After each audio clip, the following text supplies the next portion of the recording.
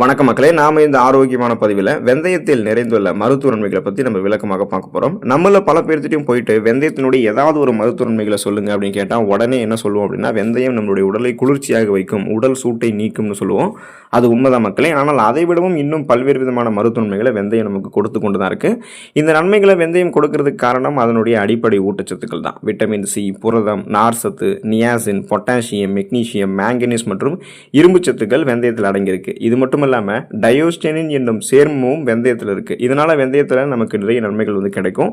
அந்த நன்மைகளை பற்றி விளக்கமாக பார்ப்போம். அதை பற்றி பார்க்குறதுக்கு முன்னாடி இந்த வீடியோவுக்கு மட்டும் ஒரு லைக்கு கொடுத்துட்டு இந்த தகவலை உங்களுக்கு தெரிஞ்சவங்களுக்கும் ஷேர் பண்ணிவிடுங்க. ஏன்னா இது அவங்களுக்கும் பயனுள்ளதாக இருக்கக்கூடிய ஒரு ஆரோக்கியமான பதிவு தான். இது போன்ற அப்டேட்ஸ்களை நீங்கள் தொடர்ந்து பார்க்குறதுக்கு நம்மளுடைய ஹெல்த் நியூஸ் தமிழ் சேனலை மறக்காமல் சப்ஸ்கிரைப் பண்ணி வச்சுக்கோங்க. பக்கத்தில் இருக்கக்கூடிய பெல் பட்டனையும் கிளிக் பண்ணி ஆல் அப்படின்ற ஆப்ஷனையும் செட் பண்ணி வச்சுக்கிட்டீங்க அப்படின்னா நாங்கள் போடக்கூடிய எல்லா அப்டேட்ஸும் உங்களுக்கு நோட்டிஃபிகேஷன் அடிக்கடி வந்து சேரும். சரிவாங்க மக்களே, இப்போ வீடியோக்குள்ளே போயிடலாம். மாதவிடாய் தொடர்பான பிரச்சனைகள் பெண்களுக்கு இருக்குது அப்படின்னா அவங்க வெந்தயத்தை எடுத்துக்கொள்ளும் போது அந்த பிரச்சனை சரியாயிடும். மாதவிடாய் காலங்களில் சில பெண்கள் அதிக உஷ்ணமாக தங்களை உணர்வாங்க. கடுமையான வயிற்று வலியும் அவங்களுக்கு ஏற்படும். அது போன்ற நேரங்களில் வெந்தயத்தை சாப்பிடுவது சற்று உடல் வெப்பத்தை, உடல் சூட்டை தணிக்கிறதோட மாதவிடாய் சார்ந்த வலியையுமே அது குறைக்கும். மாதவிடாய் சுழற்சி நிற்கக்கூடிய காலகட்டத்தில், அதாவது 40 வயதில் இருக்கக்கூடிய பெண்களுக்கு உடல்நிலை மோசமாக இருக்கும். அவங்களுக்குமே அதிக உடல் வெப்பம் இருப்பது போன்ற உணர்வு இருக்கும்.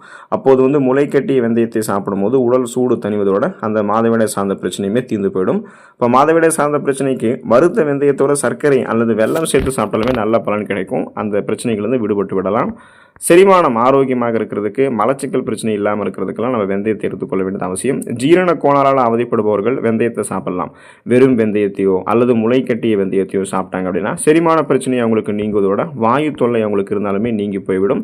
ஸோ குறிப்பாக பார்த்தீங்கன்னா அந்த நம்ம எடுத்துக்கொள்ளக்கூடிய வெந்தயத்தில் இருக்கக்கூடிய நார்சத்து உணவுகள் செரிமானமாகிறதுக்கு ஹெல்ப் பண்ணும். செரிமானமான உணவுகள்லேருந்து ஊட்டச்சத்துக்களை ஊட்டச்சத்துக்கள் உறிஞ்சி உடலுக்கு கொடுத்துட்டு மீதம் இருக்கக்கூடிய கழிவுகள் குடல்களில் இறுகி போகாமல் தடுத்துரும். இப்போ தினசரி வெந்தயம் சாப்பிடும்போது மலச்சிக்கல் நீங்கும். சாப்பிடக்கூடிய உணவை நல்லா செரிக்க வச்சு வயிறையும் குடலையும் சுத்தமாக வைத்துக் கொள்வதற்கு வெந்தயம் உதவுவதால் சீரற்ற குடல் இயக்கம், கடுமையான மலச்சிக்கல், வயிற்று வலி, வாயு பிரச்சனை, வயிற்று உபுசம், வயிற்றுப்போக்கு, அஜீரணம் தொடர்பான பிரச்சனை இது எதுவுமே நமக்கு இருக்காது. ஒட்டுமொத்த செரிமான மண்டலமே ஆரோக்கியமாக இயங்க ஆரம்பிக்கும்.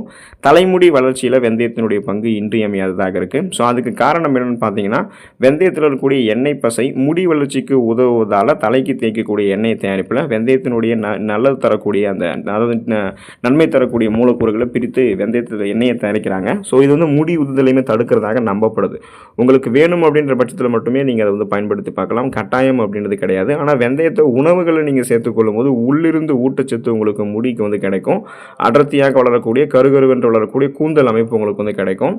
வாசனை திரவியங்களுடைய தயாரிப்பிலும் வெந்தயம் முக்கிய பங்கு வகிக்குது. வெந்தய எண்ணெயிலிருந்து வாசனை திரவியங்கள் தயாரிக்கப்படுது.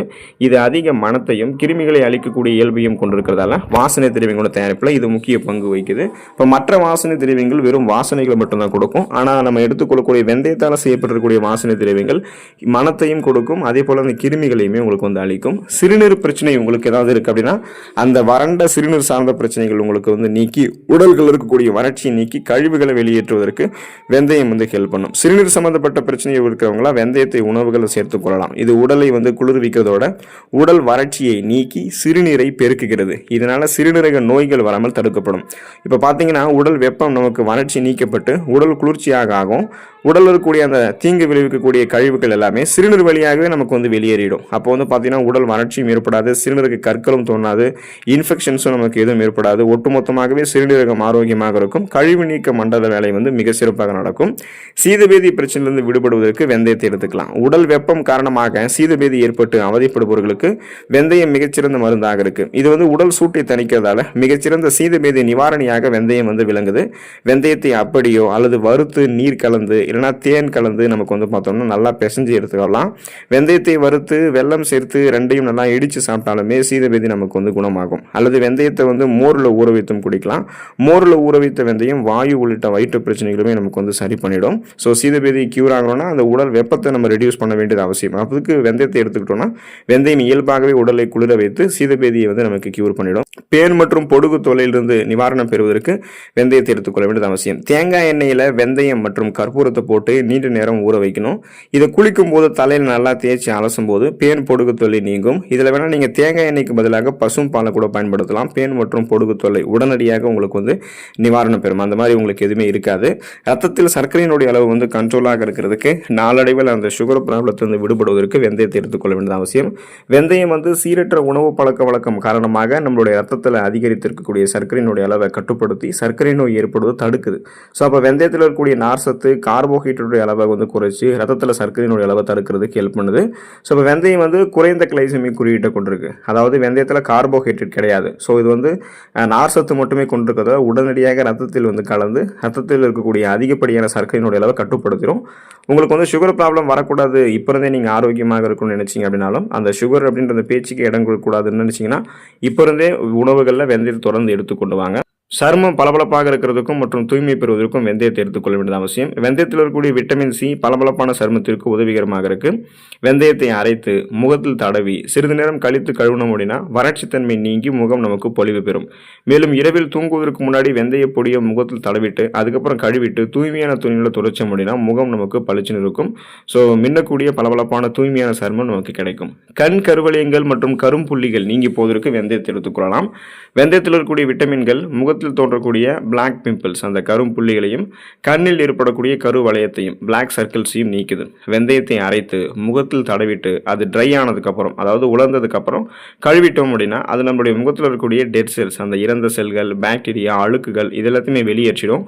இதனால் நமக்கு எந்த விதமான சர்மம் சார்ந்த பிரச்சனைகளுமே வந்து ஏற்படாது. முகப்பொருள் நீங்கி போவதற்கு நம்ம வெந்தயத்தை எடுத்துக்கொள்ள வேண்டியது அவசியமாக இருக்குது. இப்போ பார்த்தீங்கன்னா உங்களுக்கு அந்த தோல் நோய்கள் ஏதாவது இருந்துச்சு அப்படின்னாலும் அப்போ அந்த முகப்பொருள் நீக்கிக் கொள்வதற்கும் வெந்தயத்துக்கும் சேம் ப்ராசஸ் தான். இப்போ பார்த்தீங்கன்னா வெந்தயத்தை வந்து நீங்கள் ஊற வைத்து அரைத்து அதை வந்து முகப்பொரு இருக்கக்கூடிய இடத்துல நீங்கள் தினசரி தடவி வந்தீங்க அப்படின்னா அந்த முகப்பொரு பிரச்சனை வந்து உங்களுக்கு நீங்கும். அதே போல் நீங்கள் முகப்பொரு இருக்கிற இடத்துல வந்து அந்த வெந்தயத்தை வந்து அரைத்து தடவிட்டு ஒரு 30 நிமிடங்கள் உலர வைத்துட்டதுக்கப்புறம் கழுவினீங்க அப்படின்னா முகப்பொரு பிரச்சனை வந்து உங்களுக்கு நீங்கிவிடும். உதடு வெடிப்பு மறைந்து போவதற்கு பெண்கள் வந்து பார்த்தோம் அப்படின்னா வெந்தயத்தை வந்து எடுத்துக்கொள்ள வேண்டியது ரொம்ப ரொம்ப அவசியமாக இருக்குது. பெண்களுக்கு வந்து உடல் வெப்பநிலை காரணமாக உதடுகள் வந்து வெடிக்க ஆரம்பிக்கும். அவங்க வந்து தினசரி குளிர்ந்த நீரில் வெந்தயத்தை ஊற வைத்து அதை காலை வெறும் வயிற்றிலும் இரவு தூங்குவதற்கு முன்னாடியும் குடித்து வரும்போது 2-3 நாட்களில் படிப்படியாக உதடு வெடிப்பு அப்படின்னு சொல்லக்கூடிய அந்த ப்ராசஸ் வந்து மறைஞ்சிவிடும். ஸோ அந்த உடல் வெப்பநிலையான தான் உதடுகள் வெடிக்குது. அப்போது அந்த உடல் வெப்பநிலையை நீக்கி உடலை வந்து குளிர்ச்சியாக வைக்கிறது வெந்தயத்தினுடைய வேலை. ஸோ அதை அந்த மாதிரி முறையில் க்யூர் பண்ணுறதுக்கு வெந்தயம் ஹெல்ப் பண்ணும். தோல் நோய்கள் சரியாகிறதுக்கு நம்ம வந்து ஸ்கின் டிசீஸ் வந்து பரவாமல் தடுக்கிறதுக்கும் நமக்கு வந்து வராமல் தடுக்கிறதுக்கும் அதே போல் வந்து பார்த்தீங்கன்னா அந்த சரி பண்ணுறதுக்குமே வெந்தயத்தை பயன்படுத்தலாம். சொறி சிரங்கு உள்ளிட்ட தோல் நோய்களுக்கு வெந்தயம் வந்து மிகச்சிறந்த நிவாரணியாக இருக்குது. வெந்தயத்தை ஊற வைத்து அரைத்து அதை தினசரி தோல் பாதிப்பு இருக்கக்கூடிய இடங்களில் தடவி வந்தோம் அப்படின்னா தோல் நோய்கள் நமக்கு முற்றிலுமாக நீங்குவதோட தோலில் ஏற்படக்கூடிய அரிப்புகளும் தடிப்புகளும் கூட நமக்கு மறைந்துவிடும். ஸோ அதனால் பார்த்தீங்கன்னா உங்களுக்கு அந்த ஸ்கின் டிசீஸே உங்களுக்கு வந்து இருக்காது. படை சொறி சிரங்கு எதுவாக இருந்தாலும் எந்த விதமான ஸ்கின் டிசீஸாக இருந்தாலும் அதை வந்து வெந்தயம் வந்து சரி பண்ணிடும். ஸோ வெந்தயம் வந்து இயல்பாகவே அந்த தோல் நோய்களுக்கு காரணமான பாக்டீரியா பூஞ்சை தொற்றுகளை நமக்கு நீக்கிவிட்டு தோல் நோய்கள் வராமல் சரி பண்ணிடும். தொடர்ந்து நீங்கள் வெந்தயத்தை எடுத்துக்கொண்டீங்க அப்படின்னா இந்த மாதிரி நிறைய நன்மைகளை வந்து பெறலாம். உடலுக்கு வேண்டிய அத்தியாவசியமான ஊட்டச்சத்துக்களை கொடுத்து பல்வேறு நோய்களை தடுக்கக்கூடிய ஆற்றல் வெந்தயத்துக்கு இருக்குது. ஸோ தொடர்ந்து வெந்தயத்தை எடுத்துக்கொண்டு நலம் பெறுங்கள். அடுத்த ஆரோக்கியமான பதிவில் மறக்காமல் சந்திப்போம். நன்றி மக்களே.